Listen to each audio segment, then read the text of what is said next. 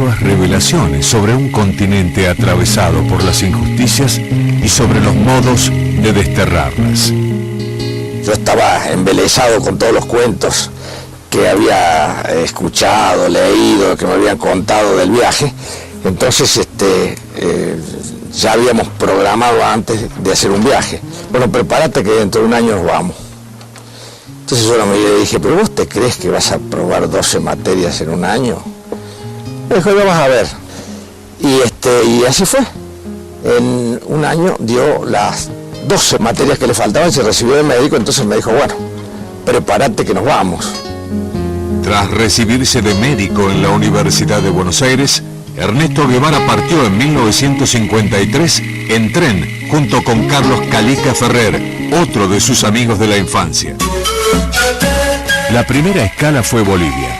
Ya había triunfado el movimiento nacionalista revolucionario y las principales fuentes de riqueza del país habían dejado de pertenecer a empresas extranjeras para pasar a manos del Estado. Nosotros llegamos a Bolivia en plena revolución del MNR, una revolución que era todo un adelanto político en América. Habían nacionalizado las minas, por ejemplo, de manera que nos sentimos muy consustanciados con todo eso. Tras pasar por Perú y Ecuador, Ernesto resolvió ir a Guatemala, seducido por el proceso revolucionario iniciado por Jacobo Arbenz, quien impulsó una reforma agraria que consistía en expropiar los latifundios improductivos para entregárselos a los pequeños agricultores. En realidad, él no iba para ninguna cosa especial, iba a vivir en un clima de libertad, en un país de América donde realmente había libertad. Los propósitos de Arbenz chocaron con los intereses de la empresa bananera estadounidense United Fruit y con la oposición de la Iglesia. La situación política era cada vez más crítica y el 18 de junio de 1954 Arbenz fue derrocado por un golpe de Estado iniciado desde Honduras y apoyado por la CIA.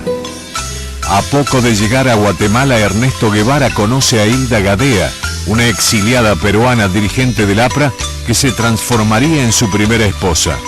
Por su intermedio conoció a otros exiliados que lo conectaron con un grupo de cubanos, entre los que se encontraba Nico López, quien le puso el apodo de Che por la recurrente muletilla que utilizaba aquel médico argentino.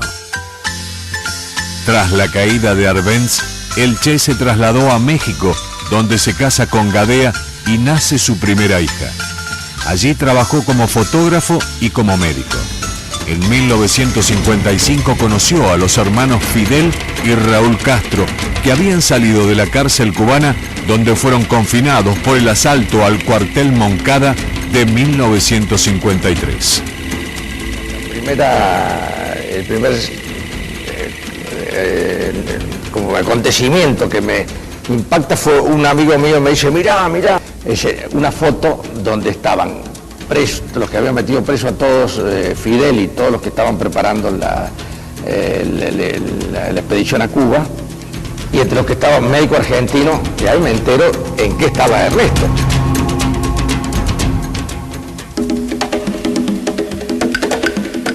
A mediados de la década del 50, México era un hervidero. Desde el exilio, Fidel Castro estableció contactos con otras fuerzas partidarias de la lucha armada. Un objetivo unificaba sectores de diversas ideologías: derrocar al dictador Fulgencio Batista. En diciembre de 1956, los hermanos Castro, junto al Che Guevara y a un grupo de guerrilleros, se embarcaron en el Granma con destino a Cuba. Eran 82 hombres que querían cambiar el destino de la isla. Para evitar patetismos premortem, esta carta saldrá cuando las papas quemen de verdad. Y entonces sabrás que tu hijo, en un soleado país americano, se puteaba a sí mismo por no haber estudiado algo de cirugía para ayudar a un herido.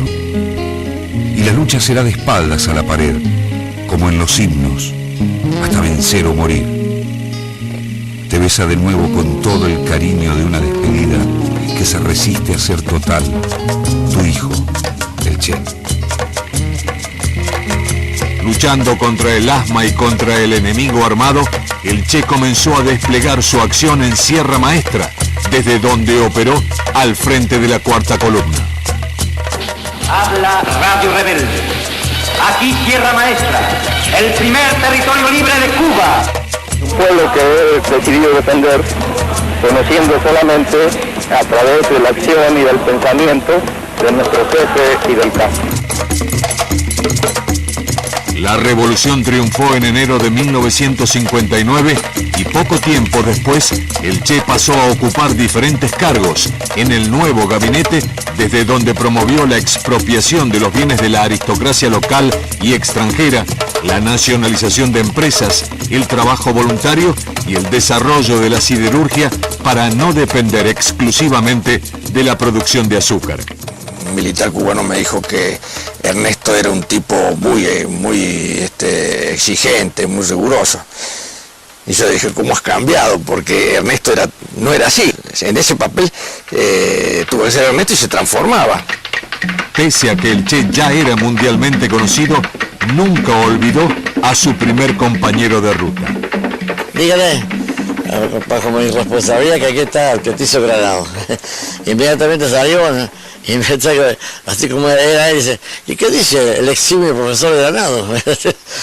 Y yo le contesté que lo conocía, no me iba a poder decir, le dije, bueno, aquí esperando que el invicto comandante Guevara me reciba.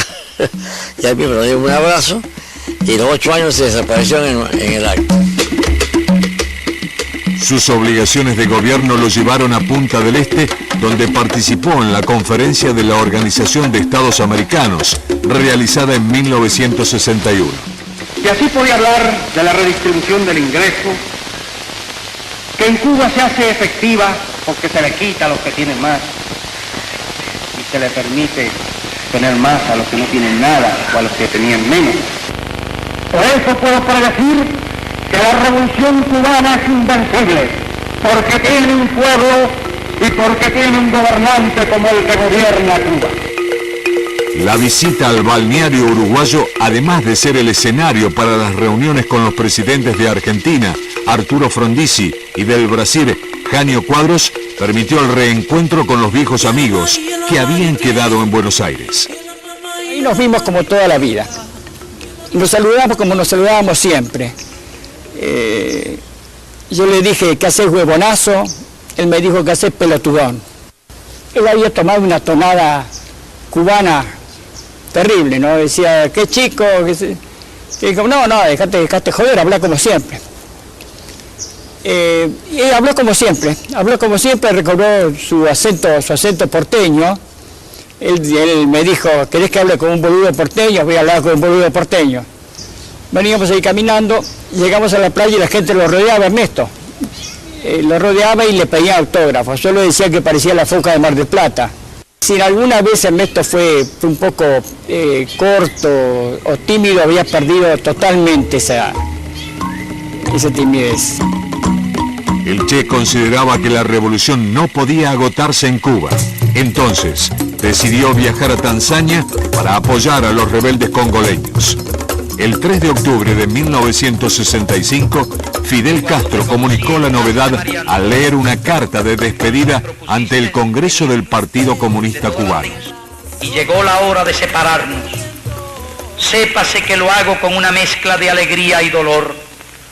Aquí dejo lo más puro de mis esperanzas de constructor y lo más querido entre mis seres queridos.